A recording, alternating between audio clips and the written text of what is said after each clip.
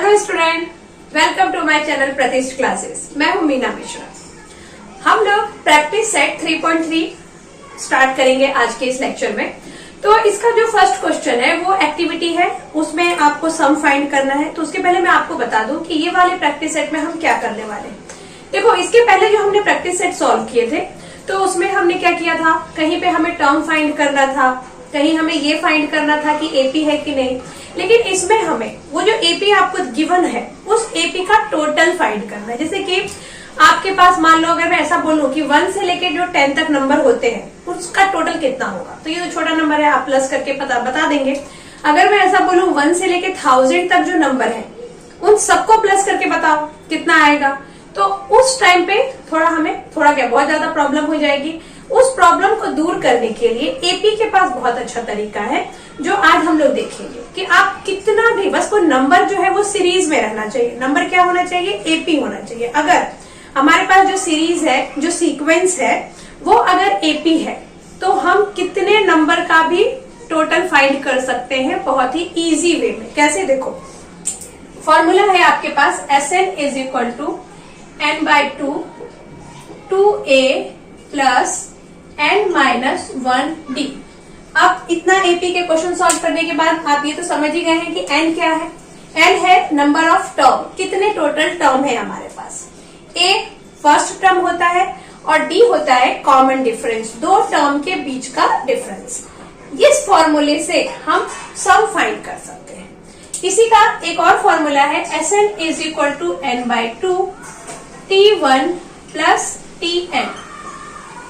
अगर आपको first and last term पता है और आपको n भी मालूम है, यानी टोटल कितने टर्म है वो भी मालूम है। जैसे कि मान लो मैं ऐसा कुछ एक सीरीज लिख दूं 1 2 3 और यहाँ पे लिख दूं 1000, तो ये नेचुरल नंबर है, ये तो हमें दिख ही रहा है।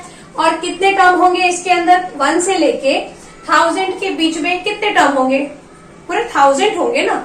और फर्स्ट नंबर 1 है और लास्ट नंबर 1000 है, तो इस मेथड से हम 1 से लेके 1000 के बीच का टोटल फाइंड कर सकते हैं। कैसे, देखो n यहाँ पे क्या है 1000 लिख दिया, इज इक्वल टू n/2 यानी कि 1000/2। अभी t1 कितना है, t1 1 है और tn है 1000, यहाँ लिख दो।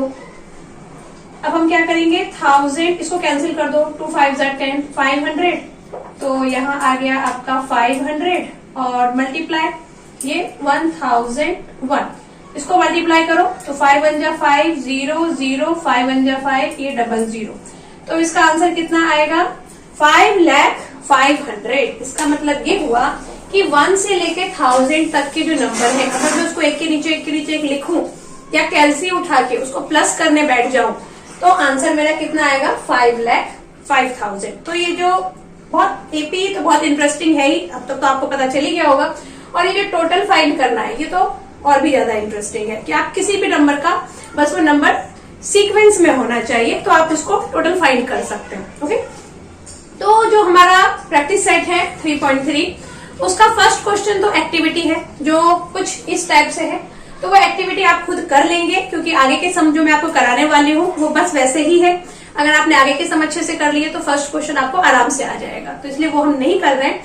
मैं क्वेश्चन नंबर 2 से स्टार्ट करती हूँ और आज हम कोशिश करेंगे कि हमारे इस लेक्चर में हमारा जो ये 3.3 प्रैक्टिस सेट है वो कंप्लीट हो जाए।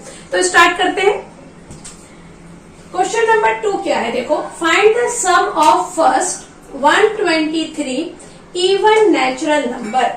जो आपके पास नेचुरल नंबर है, नेचुरल नंबर क्या, 1 से लेके इन्फिनिटी तक जो नंबर होता है उसको हम नेचुरल नंबर बोलते हैं। सारे पॉजिटिव नंबर आने चाहिए। उस नेचुरल नंबर में आपको टोटल कितने टर्म उठाने हैं, टर्म उठाने हैं आपको 123। ओके, लिखा है sum of first 123 even natural number. लेकिन आप जो टर्म उठाएंगे वो कैसे उठाएंगे, सारे नेचुरल नंबर होने चाहिए और इवन नंबर होना चाहिए। इवन नंबर मतलब क्या, 2 4 6 8 और फर्स्ट 123 मतलब 2 से आपको शुरू करना। ऐसा नहीं कि बीच में किधर से भी आपने शुरू कर दिया, मतलब कहीं से 2 उठा लिया, कहीं 44 ले लिया, कहीं 64 ले लिया, ऐसा नहीं लेना है। स्टार्टिंग से आपको इवन नेचुरल नंबर लेने हैं और कहां तक लेने हैं, जब तक कि हमारे पास 123 नंबर जमा ना हो जाए। ओके, तो n कितना है यहाँ पर, n 123 है। तो देखते हैं आंसर हमारा क्या आएगा। हमारा जो एपी बनेगा वो क्या बनेगा, 2, 4, 6 ऐसे ही इन्फिनिटी, मतलब 123 टर्म्स होंगे। तो अब लास्ट टर्म क्या होगा वो हमें नहीं पता। एन है यहाँ पर 123 क्योंकि हमें टोटल जो टर्म लेने हैं वो 123 लेने हैं। उसके बाद ए क्या मिल गया आपको, ए तो 2 मिल गया और डी भी हमको 2 मिल जाएगा। 4 - 2 is 2, 6 - 4 is 2, common difference, formula लगा दो। Sn is equal to n/2 2a plus n-1d। अब यहाँ पे n क्या है 123/2, 2 लिखो, a क्या था 2 प्लस n 123 -1 और d अगेन 2। इसको सॉल्व करते हैं तो ये आ गया 123/2 और यहाँ कितना आएगा 2 2 4 प्लस 123 में से 1 माइनस करेंगे तो 122 और 122 को मल्टीप्लाई कर देंगे इस 2 से। तो आंसर कितना आएगा हमारा, आंसर आना चाहिए, इसको मैं इतना ही रब करती हूँ, ये आएगा 122 2 पहले ऐसा लिख देते हैं यहाँ पे 123/2 और यहाँ क्या है 4 प्लस 2 2 4 2 2 4 2 1 2 यानी 244। अभी 123/2 और 244 प्लस 4 है ना, तो यहाँ कितना आ जाएगा 248। कैंसिल करो, 2 1 2 2 2 4 2 4 8। 123 को जब आप 124 से मल्टीप्लाई करेंगे तो आपको आंसर मिलेगा 15252। ओके, तो मालूम पड़ गया हमें कि जो नेचुरल नंबर होता है 1 से लेके 123 तक, 123 नंबर तक नहीं, टोटल हमने 123 नंबर ले लिए हैं। ठीक है, 2 से लेके 2 4 6 फिर 8 फिर 10 फिर 12 ऐसे करके हमने कितने नंबर जमा कर लिए हैं 123। तो इसमें आपको ध्यान रखना है, कितने बार हम बच्चे किसमें कंफ्यूज होते हैं कि इसमें NH टर्म कौन सा दिया है या N कौन सा है, उसमें ज्यादा कंफ्यूजन होता है। इसलिए मैं आपको बार बार ये बात बता रही हूँ कि यहाँ लिखा है sum of first 123 even natural number, यानी आपको टोटल 123 नंबर लेने हैं। लास्ट वाला नंबर 123 नहीं लेना है क्योंकि वो नेचुरल इवन नंबर नहीं है। तो क्वेश्चन नंबर 2 आप समझ गए। अभी क्वेश्चन नंबर 3। क्वेश्चन नंबर 3, तो देखिए क्वेश्चन नंबर 3 में हो सकता है कि आपकी बुक में भी यही लिखा हो जो मैंने यहाँ पे बोर्ड पे लिखा हुआ है, find the sum of all even number from 1 to 350। तो यहाँ पे क्वेश्चन में थोड़ा गड़बड़ है, ये फ्रॉम को लेके अगर आप सम सॉल्व करेंगे तो बुक के पीछे जो आंसर है वो आपका नहीं आएगा। तो इसके लिए आप इस फ्रॉम को क्या कर लें, इस फ्रॉम को कर लें बिटवीन, तो फिर हमारा बुक का आंसर आ जाएगा। क्योंकि फ्रॉम में गड़बड़ क्या होगा, फ्रॉम में जो देखो क्वेश्चन क्या है, sum of all even number 1 से लेके 350 के बीच में जितने भी इवन नंबर हैं उसका हमें प्लस फाइंड करना है। तो 350 को भी हम इवन नंबर समझेंगे क्योंकि यहाँ पे 0 है और इवन नंबर वो होते हैं जिनके वंस प्लेस पे 0 2 4 6 8 ये सब होता है। तो इसको भी हम इवन नंबर ले लेंगे। तो हमारा जो एपी बनेगा वो क्या होगा 2 4 6 और लास्ट टर्म हो जाएगा हमारा 350। कब, अगर हमने फ्रॉम लिखा तो, और फिर हमारा आंसर जो पीछे बुक के दिया हुआ है उससे मैच नहीं करेगा। तो आपको क्या लिखना है, बिटवीन लिखना है। और बिटवीन में क्या होगा, बिटवीन में जो हमारा लास्ट टर्म है उसको हम 350 नहीं लिखेंगे क्योंकि हमको 1 से लेके 350 के बीच के नंबर लेने हैं ना। तो हम 350 की जगह क्या लिखेंगे 348। तो देखो अभी जो हमारा एपी क्या बनने वाला है 2 4 6 8 और 350 के पहले नंबर आता है 349, वो इवन नंबर नहीं है। उसके पहले आता है 348। तो ये हमारा एपी तैयार हो गया और अभी हमें इसको सम करना है। तो 2 मेथड से हम कर सकते हैं, कोई सा भी मेथड करें। हमें पहले यहाँ पे क्या क्या दिया हुआ है, क्वेश्चन जो हमारा फॉर्मूला है वो क्या है, Sn is equal to n/2 2a plus n-1d। और एक मैंने आपको फॉर्मूला बताया था Sn is equal to n/2 in bracket T1 plus Tn। तो इस क्वेश्चन में आप देखो कि आपके पास T1 भी है, आपके पास Tn भी है, बट आपके पास n नहीं है। तो कभी भी अगर हमें सम फाइंड करना है तो पहला तो हमें यही देखना पड़ेगा कि n है कि नहीं। n तो बहुत जरूरी है। अब n फाइंड करने के लिए हम क्या करेंगे, n कैसे फाइंड करते हैं, क्योंकि हमारे पास लास्ट टर्म दिया हुआ है यानी tn है, tn है तो n हम कैसे फाइंड करेंगे, जैसा हमने प्रैक्टिस सेट 3.2 में किया था। क्या था हमारा formula, tn is equal to, फिलहाल यहाँ हमारे पास tn है 348, a है 2 और d मिल गया आपको 2। 4 - 2 is 2, 6 - 4 is 2। अभी tn फाइंड करेंगे तो tn इज इक्वल टू क्या होगा, a plus n minus 1d। tn दिया हुआ है 348 इज इक्वल टू a कितना है 2, n पता नहीं, d 2। अब इसको आप कैसे सॉल्व करेंगे, 348 ये वाला 2 यहाँ आ जाए माइनस 2 करके और इज इक्वल टू क्या हो जाएगा, n माइनस 2 इंटू 2। 348 में से 2 माइनस करेंगे तो कितना आएगा, 346 बाय इस 2 को यहाँ ले आओ is equal to n minus 2। Cancel कर दो, 2 1 जा 2, 2 7 जा 14, 2 3 जा 6। तो ये आ गया 173 is equal to n minus 2। अभी ये 173 ये माइनस 2 इधर आके प्लस 2 हो जाएगा तो ये आ गया 175 इज इक्वल टू n। इसको एक बार चेक करते हैं, कुछ गड़बड़ तो नहीं है। tn is equal to a plus n minus 1 d। तो यहाँ tn 348 है, ओके, प्लस 2 प्लस n माइनस 1 d। तो 348 माइनस 2, 8 माइनस 2 इज 6, 346 बाय 2। यहाँ पे ये गड़बड़ किया मैंने, यहाँ n माइनस 1 होना चाहिए, ठीक है। तो अब ये 174 है और यहाँ क्या होगा, n माइनस 1 हुआ, क्योंकि फॉर्मूले में क्या था, फॉर्मूले में n माइनस 1 था, पता नहीं क्यों मैंने n माइनस 2 लिख दिया। अब ये 1 है तो 173 प्लस 1 कितना हो जाएगा, 174। मतलब n मिल गया आपको 174। अब इसको आप दोनों मेथड से कर सकते हैं, जो मैंने आपको 2 फॉर्मूले बताए थे, लेकिन मुझे ये पता है कि आप जो लास्ट वाला फॉर्मूला था, लास्ट वाला फॉर्मूला मतलब कौन सा, n/2, यहाँ पे फॉर्मूला लिखती हूँ, Sn is equal to n/2 t1 plus tn। इसको ही प्रीफर करेंगे क्योंकि सिंपल लग रहा है, इजी लग रहा है, तो यही करते हैं। n की जगह क्या रख दें हम, 174, अगेन 174/2। अभी t1 कितना है हमारे पास, t1 इज 2 और tn कितना था 348, ये भी है। अब इसको सॉल्व कर दें तो ये यहीं पे इसको डिवाइड कर सकते हैं, 2 8 जा 16 और 2 7 जा 14, तो 87 और यहाँ कितना आ जाएगा, 348 प्लस 2 तो 350, यहाँ लिख दो 350। इन दोनों को मल्टीप्लाई करेंगे तो देखते हैं कितना आंसर आता है। 87 को जब आप 350 से मल्टीप्लाई करेंगे तो आपका आ जाएगा 30450, जो हमारी बुक के आंसर से मैच कर रहा है।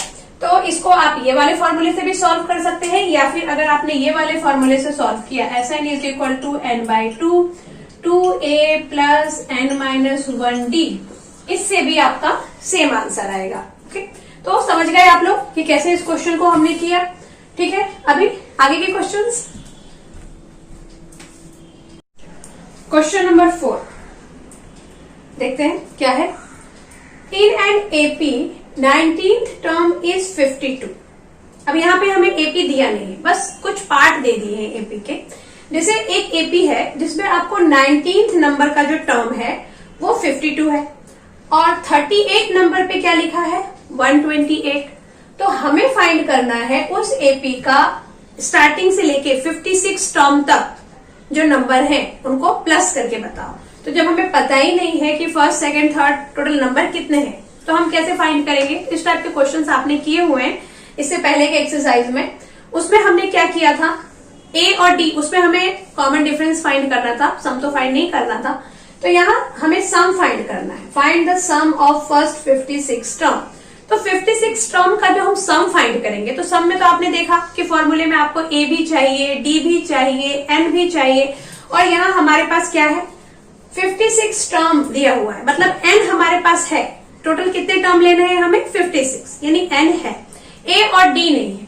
तो पहले हम ए और डी फाइंड करें। तो ये आपको पता है कभी भी मैथ्स में अगर वर्ड प्रॉब्लम है या कुछ भी है, जो चीज हमको फाइंड करना है ना, जो दी हुई चीजें हैं वहीं से हम कहानी अपनी शुरू करते हैं।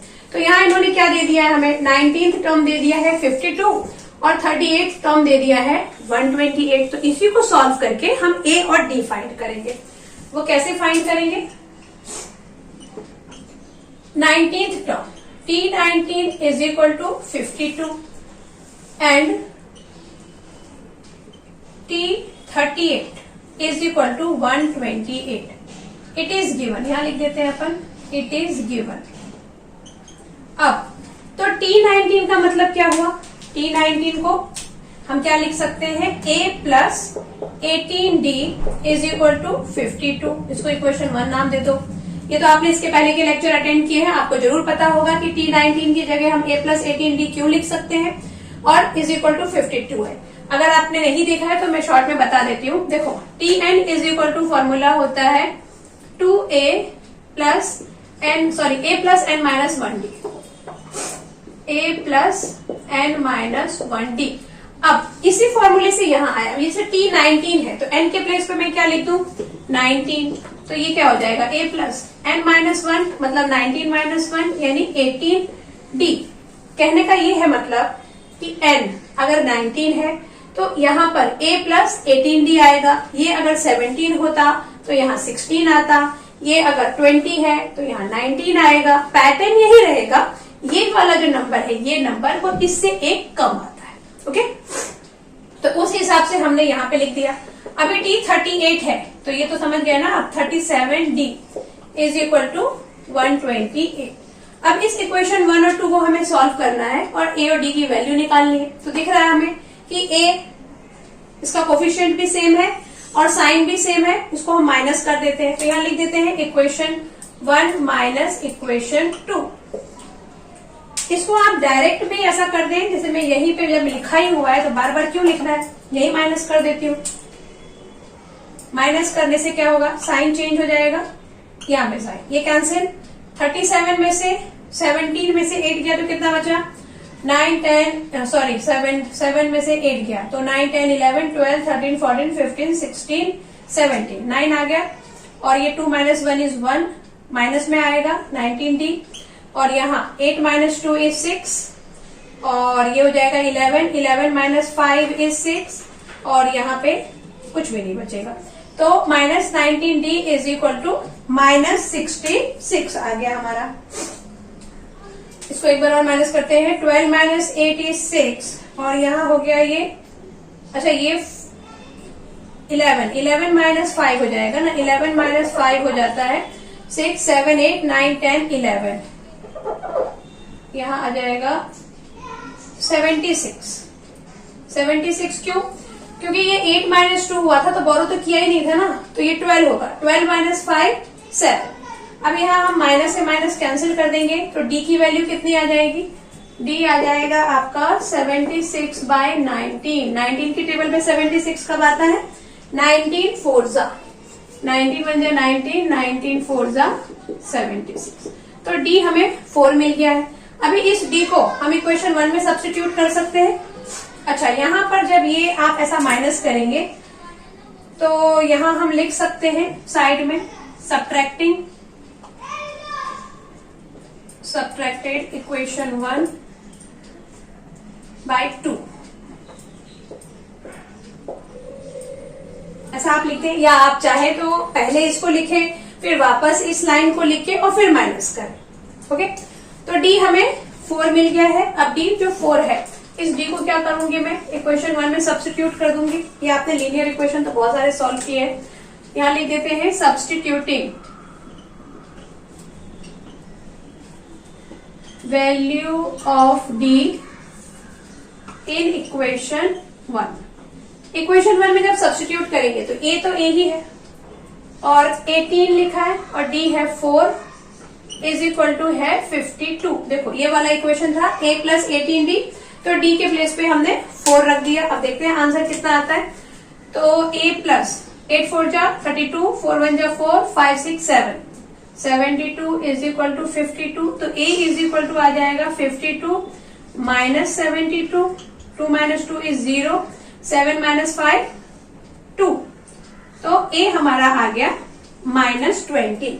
अब जो हमारा फॉर्मूला है, n तो है हमारे पास, तो सीधे फॉर्मूला लगा देंगे Sn is equal to n/2। यहाँ लास्ट टर्म दिया हुआ है क्या? नहीं दिया हुआ है, नहीं तो फिर हम अभी जो हमने इससे पहले वाले क्वेश्चन में फॉर्मूला लगाया था T1 प्लस Tn वो लगा देते, लेकिन यहाँ हमारे पास लास्ट टर्म नहीं है, तो हमें यही वाला फॉर्मूला अप्लाई करना पड़ेगा 2a प्लस n-1d। अभी वैल्यू सब्स्टिट्यूट करो, n कितना है? n 56 टर्म, तो 56/2 और 2 a कितना है? -20 प्लस n-1 अगेन 56 -1 और d कितना था? d था हमारा 4। ऐसे पुट कर दिया। अच्छा, यहाँ मल्टीप्लाई है और यहाँ माइनस का साइन है, दो साइन एक साथ हम यूज कर रहे हैं, इसलिए इसको ब्रैकेट में लिखना बहुत जरूरी है। अब इसको आप कैंसिल करो तो ये हो जाएगा 2 2 जा 4, 2 8 जा 16। नेक्स्ट मैं यहाँ लिख देती हूँ। होप कि आप लोगों ने ये सब कुछ कॉपी कर लिया होगा, और अगर कॉपी नहीं करना चाहते हैं तो आप इतने स्मार्ट हैं कि स्क्रीनशॉट ले लिया होगा आप लोगों ने।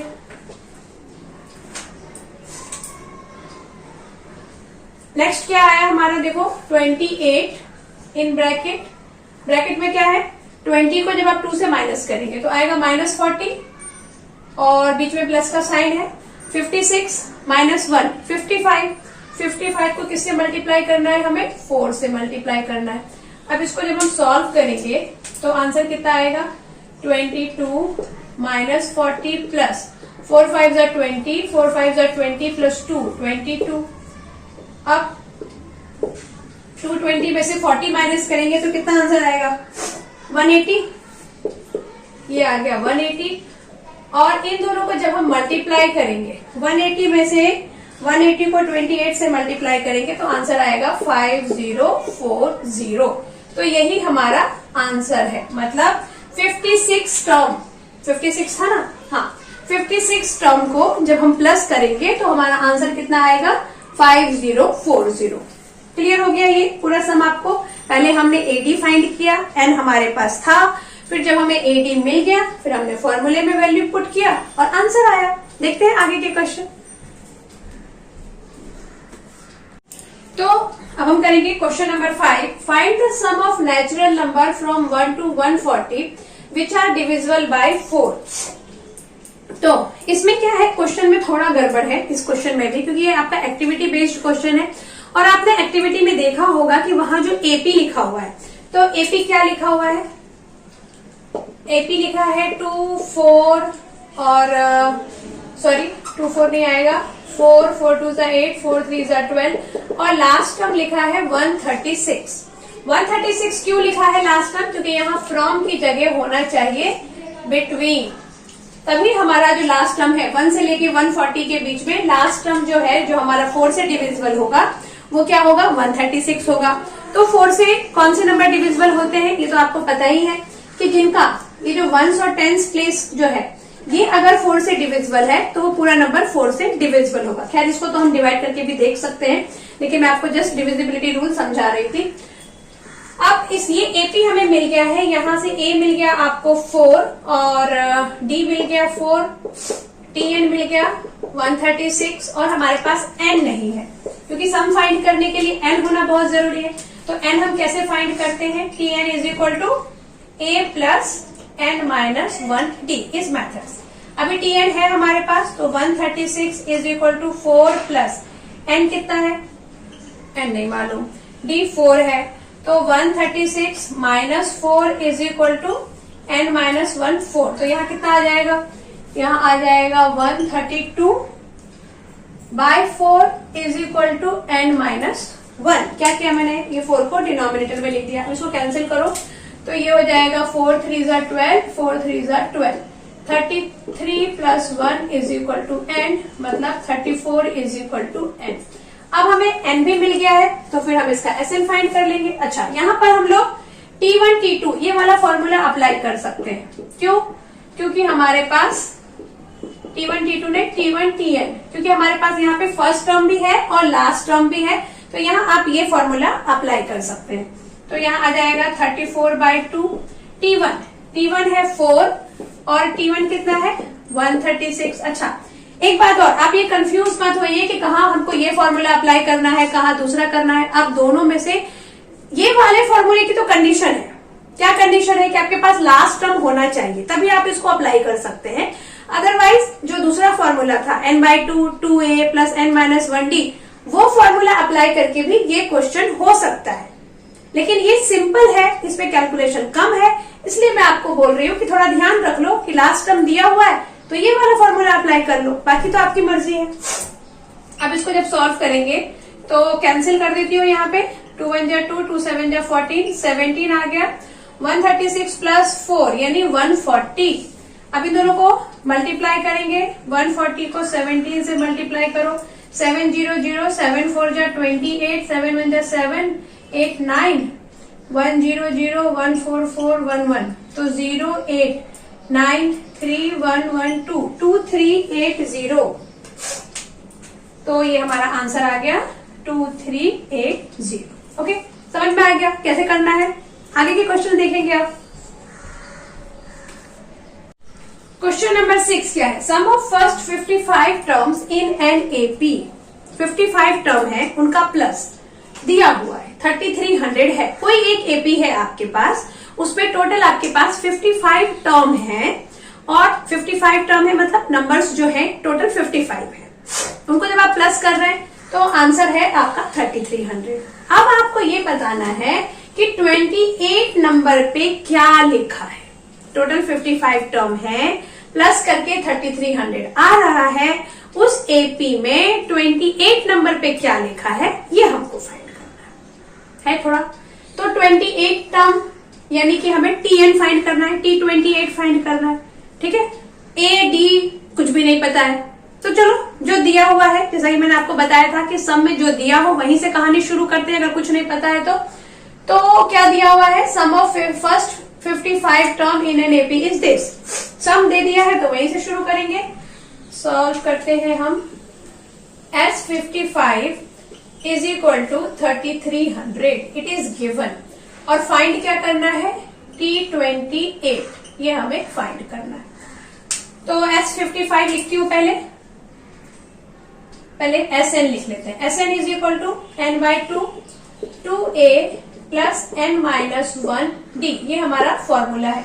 अब हमें n इज इक्वल टू कितना दिया हुआ है, 55, तो यहाँ हमने S55 ले लिया, n ले लिया 55/2, 2a तो है ही नहीं हमारे पास, और n तो है 55 -1 और d भी नहीं है।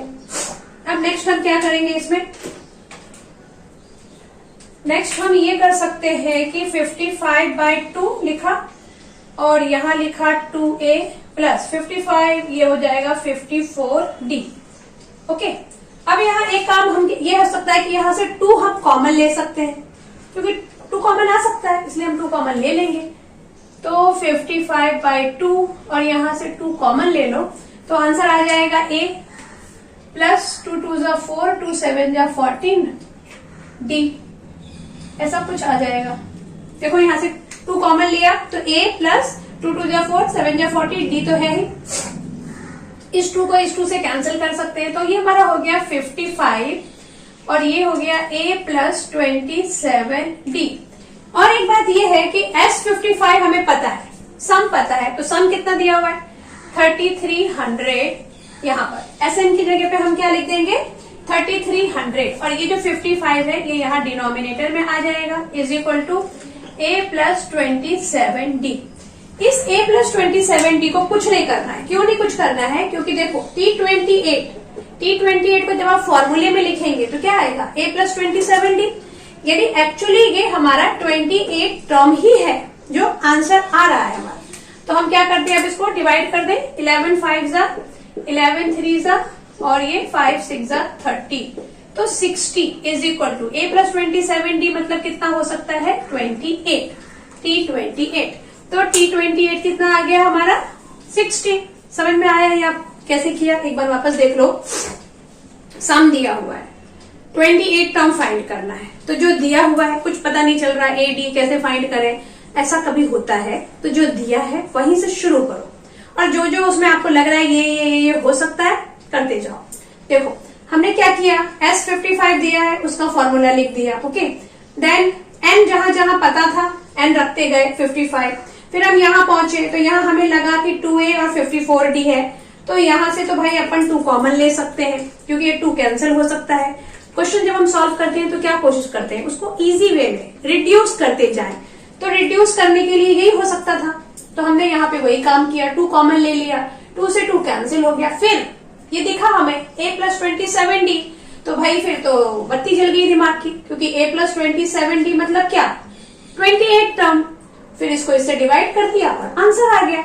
ये तो खैर आपके बुक के क्वेश्चन से आप 1-2 बार करेंगे तो आपको याद ही हो जाएगा, लेकिन पेपर में कभी कभी कुछ अलग टाइप के क्वेश्चन आ जाते हैं, तो उन क्वेश्चंस को देख के भी आपको परेशान नहीं होना है, इसी वे में करना है, जो दिया है वहीं से शुरू करो और जो जो उसमें हो सकता है वो करते चलो, उसको सिंपल बनाते जाओ तो आसानी से क्वेश्चन सॉल्व हो जाएगा। देखते हैं आगे के questions.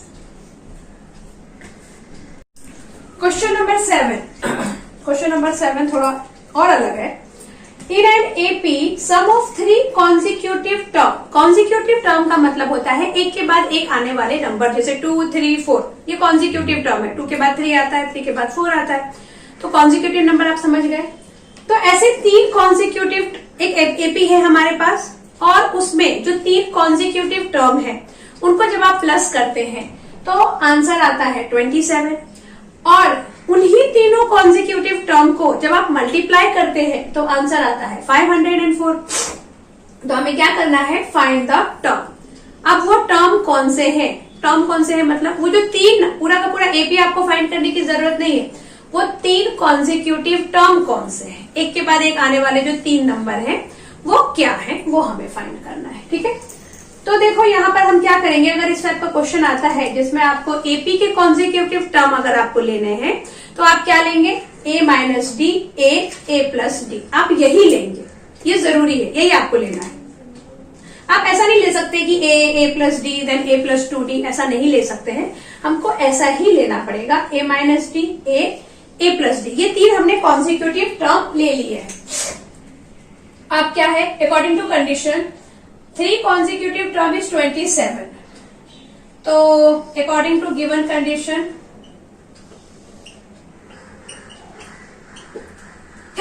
Sorry, according to given condition क्या होगा,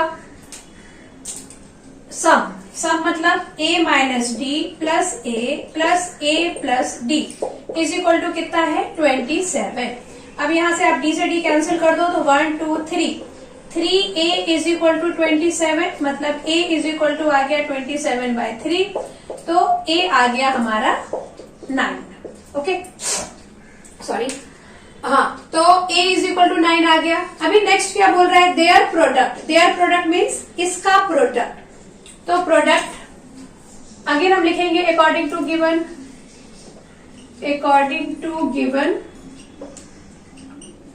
टू सेकेंड कंडीशन, ऐसा लिख लें, सेकेंड कंडीशन। तो सेकेंड कंडीशन क्या बोलता है कि इनका प्रोडक्ट a - d, a और a + d, प्रोडक्ट यानी मल्टीप्लाई, a - d इसको a से मल्टीप्लाई करो, देन a + d से मल्टीप्लाई करो, तो जो आपका आंसर है वो आना चाहिए 504। तो ऐसा हम यहाँ पे लिख देंगे।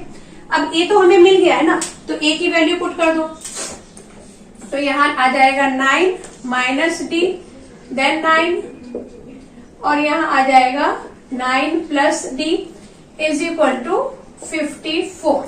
अब ये देखो, ये 9 - d और ये 9 + d, यानी a² + b², वो वाले फॉर्मूले से a - d, a + d लिखा है, तो इसको हम a² - b² ऐसा लिख सकते हैं। और ये जो 9 है, इस 9 को यहाँ ले आओ, वो मल्टीप्लाई में है तो यहाँ आके डिवीजन में हो जाएगा, और इसको हम 9 से कैंसिल भी कर सकते हैं।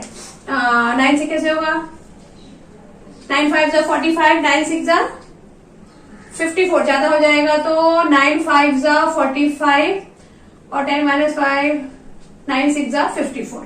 तो यहाँ आ गया आपका 9² - d² इज इक्वल टू 56। अब हम क्या करें, 9², ये 56 को यहाँ ले आओ, इज इक्वल टू d², 9² मतलब 81 - 56 is equal to d square. 81 में से 56 माइनस करेंगे तो कितना आएगा? 11 minus 6, 7, 8, 9, 10, 11, 5, 7 minus 5 is 2, 25 is equal to d square. तो डी की वैल्यू कितनी आ जाएगी? डी आ जाएगा हमारा प्लस माइनस 5, क्योंकि 25 का जब आप रूट करेंगे, ऐसा रूट 25 करेंगे तो डी कितना हो जाएगा? Plus minus 5। अच्छा, यहाँ प्लस माइनस 5 हम क्यों लिख रहे हैं? क्योंकि जो हमारा कॉमन डिफरेंस है वो प्लस में भी आ सकता है और जो कॉमन डिफरेंस है वो माइनस में भी आ सकता है। इसलिए हम यहाँ रूट 25 का जो स्क्वायर रूट है वो सिर्फ 5 नहीं लिखेंगे, प्लस माइनस दोनों लिखेंगे। किसी किसी केस में क्या होता है, जैसे यहाँ पे आंसर हमारा प्लस माइनस दोनों पॉसिबल था, इसलिए हमने प्लस माइनस 5 लिखा।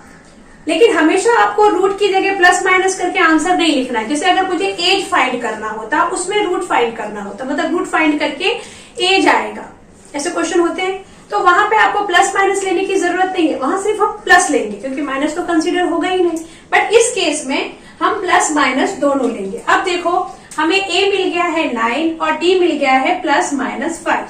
तो जब हम प्लस 5 लेंगे,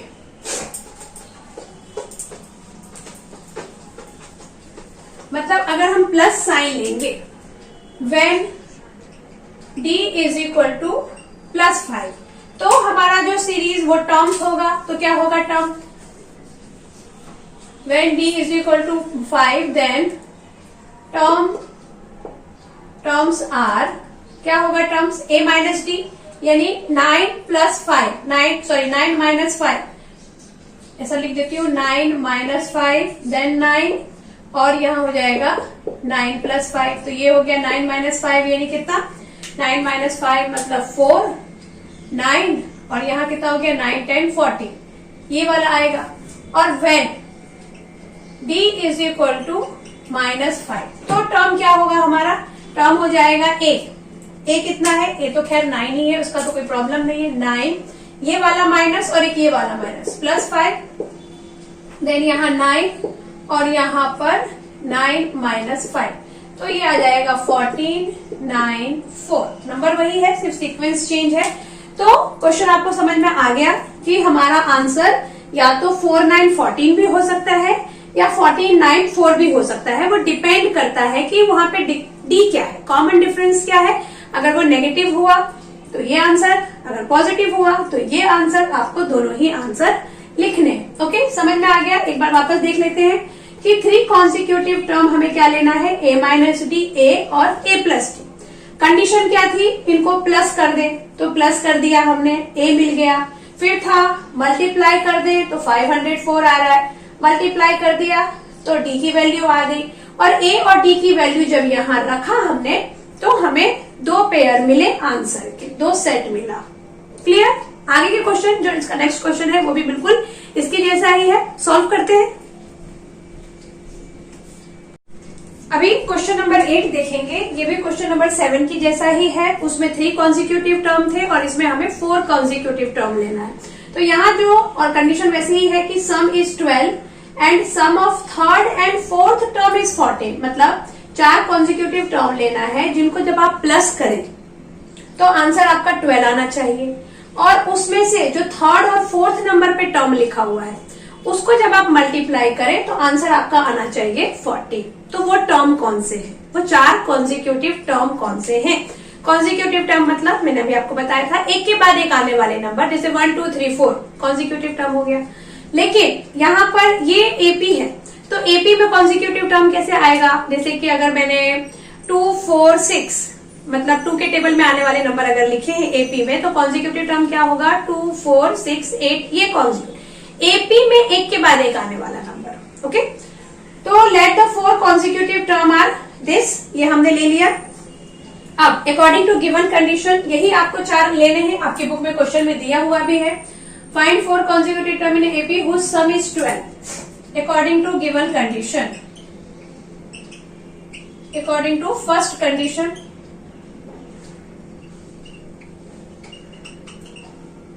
क्या है फर्स्ट कंडीशन? कि उनका प्लस करने से 12 आता है।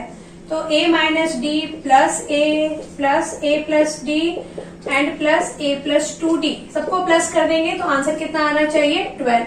अब देखो कुछ कैंसिल हो रहा है क्या, ये d और ये d कैंसिल हो गया, यहाँ आया 1 2 3 4, 4a plus 2d is equal to 12 आ गया। यहाँ पे हम इसको 2 से डिवाइड कर सकते हैं, तो इससे हमारा इक्वेशन है थोड़ा छोटा हो जाएगा। तो यहाँ लिख देते हैं डिवाइडिंग बाय 2। तो डिवाइडिंग बाय 2 करेंगे तो आंसर कितना आएगा, यहाँ आ जाएगा 2a plus d is equal to 6। इसको इक्वेशन 1 नाम दे देते हैं। अब second condition, according to second condition क्या है, second condition, and sum of third and fourth term is 14। यहाँ पे प्रोडक्ट नहीं है, यहाँ पे भी सम है, थर्ड एंड फोर्थ टर्म। तो थर्ड टर्म कौन सा होगा, a प्लस डी, और फोर्थ टर्म हो जाएगा a प्लस 2d। तो a प्लस डी और a प्लस 2d को जब आप प्लस करेंगे, थर्ड और फोर्थ टर्म को जब हम प्लस कर रहे हैं तो हमारा आंसर आ रहा है कितना, 14। ये हमारा कंडीशन है।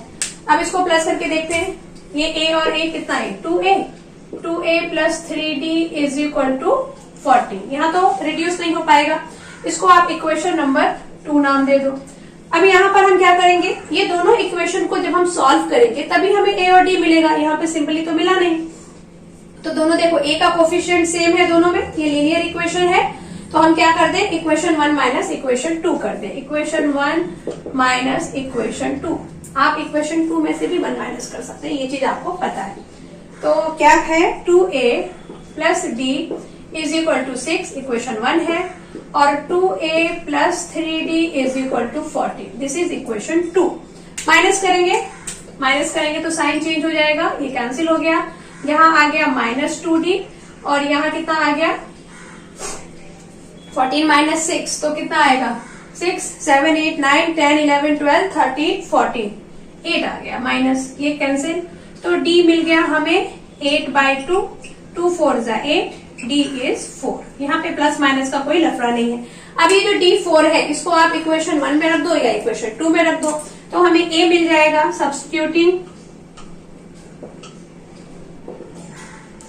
Substituting value of d in equation 1 में रखेंगे, आप 2 में भी रख सकते हैं।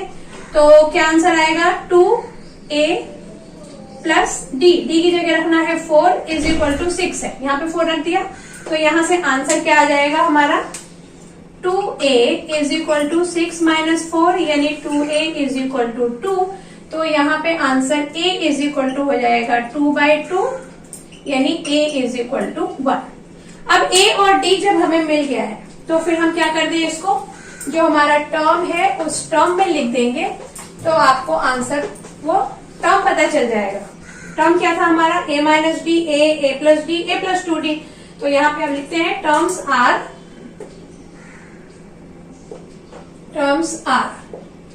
a minus d. a minus d मतलब a कितना था, a है, यहां से a आया ना, ये a इज 1, तो a माइनस डी यानी कि 1 minus 4, then a plus d 1 plus 4, and a plus 2d यानी 1 प्लस 4 2 जा 8, यही होगा।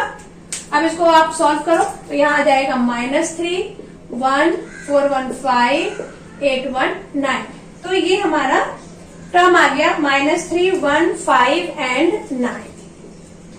ये उस एपी का कॉन्जिक्यूटिव टर्म है, यानी एक के बाद एक आने वाला टर्म है, जिसको प्लस करने से कितना आंसर आ रहा था, 12 आ रहा था, और थर्ड एंड फोर्थ नंबर को जब हम प्लस कर रहे थे तो हमारा आंसर आ रहा था 14। क्लियर हो गया ये क्वेश्चन कैसे किया, ओके। अब एक लास्ट क्वेश्चन बचा है, वो भी फटाफट देखते हैं।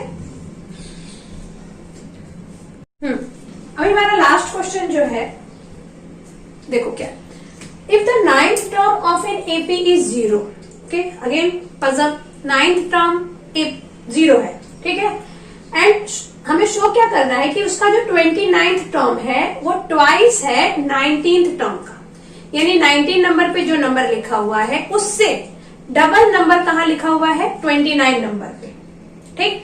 और और क्या, और 9th टर्म उसका 0 है, ऐसा कुछ दे दिया है हमें कंडीशन। तो हमें 9th term of an AP is 0, then show that 29th term is twice the 19th term। इस क्वेश्चन को हम दो तरीके से कर सकते हैं। मैं आपको सबसे इजी वाला तरीका बता रही हूँ।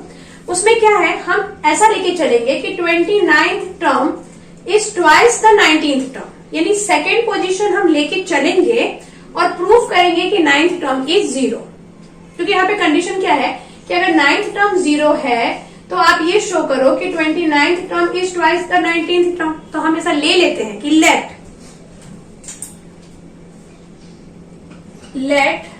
The 29th term is twice the 19th term। ऐसा हम एज्यूम करके चलेंगे। इस क्वेश्चन को इस वे में आप करेंगे तो आप देखोगे कि अभी 2-3 लाइन में ही आंसर आ जाएगा। 29th term is twice the 19th term, यानी जो इन्होंने बोला था प्रूफ करो, हम ये बोल रहे हैं कि हाँ भाई ऐसा है। तो ऐसा है तो फिर क्या आना चाहिए कि 9th टर्म 0 आ जाए, तो वो हम ले आएंगे। कैसे लाएंगे, तो let the 29th term is twice the 19th term, यानी कि T29 is equal to 2 into T19। ये हुआ मतलब कि 29th टर्म जो है वो 19th टर्म को ट्वाइस कर देंगे तो आ जाएगा। ये लिखा हमने। T29 का मतलब क्या हुआ, A प्लस 28D और 2। T19 का मतलब क्या हुआ, A प्लस 18D। अब इसको आप सॉल्व करो तो क्या आ जाएगा यहाँ पर, A plus 28D is equal to 2A plus 18 to 36D। A plus 18D हो गया, 2A प्लस 36D और A प्लस यस आ गया। अब इसको सबको इधर ले आओ तो ये A plus 28D minus 2A minus 36D is equal to 0। A से A माइनस करेंगे तो कितना आएगा, माइनस A, मतलब A में से 2A माइनस किया तो माइनस A, और 36 में से 28 माइनस हो गया तो कितना, 16 माइनस 8, 16 माइनस 8, 9, 10, 11, 12, 13, 14, 15, 16, 8 आएगा और आंसर माइनस में आएगा 8, और 3 माइनस ये हो गया 2 माइनस 1 इज 1, तो ये आ गया हमारा ऐसा। यहाँ पे आ गया D, मतलब minus A minus 18D is equal to 0। Minus से मल्टीप्लाई कर दो, यहाँ पे लिख देते हैं multiplying by minus, multiplying by minus, तो ये आ जाएगा A plus 18D is equal to 0। अब A प्लस 18D मतलब कितना, A प्लस 18D मतलब T19, वही होगा ना। तो ये हमने बता दिया। सॉरी, यहाँ पे 8 आना चाहिए, 8, क्योंकि 36 में से 28 आप माइनस करेंगे तो 8 आएगा। तो ये आ गया हमारा T9 इज इक्वल टू 0। वही हमें प्रूफ करना था। हमें बोलना, ये इन्होंने ये बोला था कि 9th टर्म 0 है तो आप ये कंडीशन प्रूफ करो। हमने क्या किया, आपने थ्योरम में कन्वर्स पढ़ा होगा, तो ऐसा कन्वर्स लेके भी आप कर सकते हैं और ये इजी है। तो हमने क्या किया, हमने मान लिया कि भाई ये ट्वाइस है, और यहां से लेके जब कहानी हमने शुरू की तो हमारा T9 0 आ गया। ओके, प्रूफ हो गया ये। तो बस अभी इस प्रैक्टिस सेट के हमने सारे क्वेश्चंस कर लिए। होप कि आपको सारे समझ में भी आ गए होंगे। आप प्रैक्टिस करते रहिए, अच्छे से पढ़ाई करिए और बाकी के क्वेश्चंस नेक्स्ट लेक्चर में करेंगे। Thanks for watching.